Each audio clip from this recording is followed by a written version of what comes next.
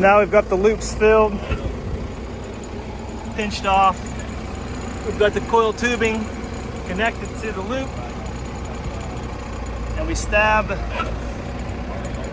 coil tubing on top of this bolt. And this machine piece goes in between the loops so we can get our downward pressure on the loop as we go into the hole, overcoming any challenges we have pushing the loop down. We get about 2,000 pounds of force going down with the loop, well within the tolerance of the end of the loop, so you're not going to push it apart. As you tell, it's just taped on there, so if we need to come back up, or when we're done, we can come back up, no problem. But also if we need to rewind it, we can rewind them together with our powered loop reel, as it's got a hydraulic drive on it as well.